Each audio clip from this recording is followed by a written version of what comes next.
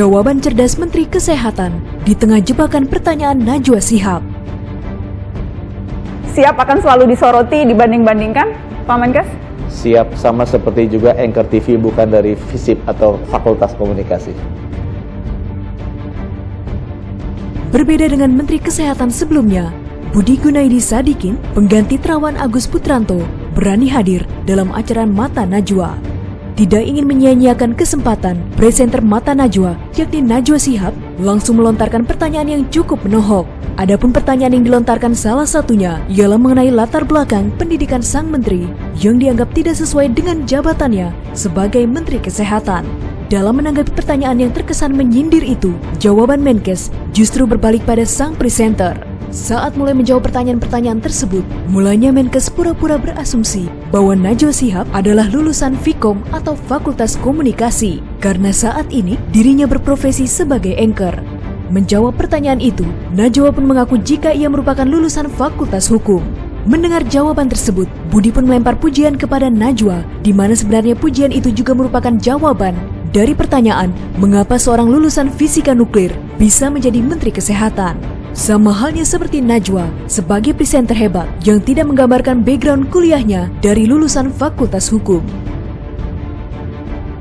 Mbak Nana Vkom UI lulusan tahun berapa? Saya Fakultas Hukum UI, Pak. Oh, Fakultas Hukum UI bisa jadi anchor berita yang hebat juga ya. Terima kasih Pak Budi. Jadi artinya fisika nuklir ITB bisa jadi Menkes yang lebih hebat? Kesimpulan Mbak Nana lumayan bagus.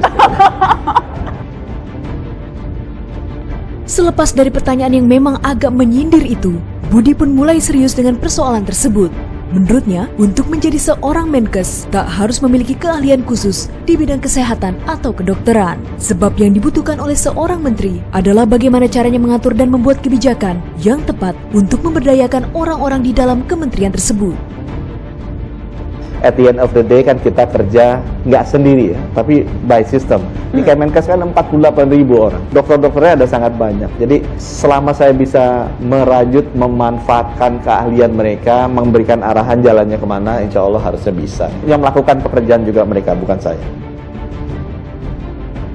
Selain itu, Budi juga mengaku siap untuk terus menjadi sorotan dan dibandingkan dengan Menteri Kesehatan negara lain yang juga tidak memiliki background pendidikan kedokteran dalam mengatasi pandemi COVID-19. Siap akan selalu disoroti dibanding-bandingkan, Pak Menkes? Siap, sama seperti juga Anchor TV bukan dari FISIP atau Fakultas Komunikasi. Seperti diketahui, Budi Gunadi Sadikin merupakan Menteri Kesehatan pertama di Indonesia yang tidak memiliki latar belakang pendidikan kedokteran. Menurut pengamat politik Yunarto Wijaya, dipilihnya Budi Gunadi Sadikin sebagai Menteri Kesehatan merupakan upaya Presiden untuk mengimbangi Menteri Kesehatan sebelumnya yang berlatar belakang kedokteran justru mengalami kegagalan pada saat berhadapan dengan pandemi. Oleh karena itu, ia berpandangan di saat krisis seperti ini, yang dibutuhkan bukan sekedar seorang spesialis, namun orang yang lebih generalis, yang mampu mengelola manajemen secara luas.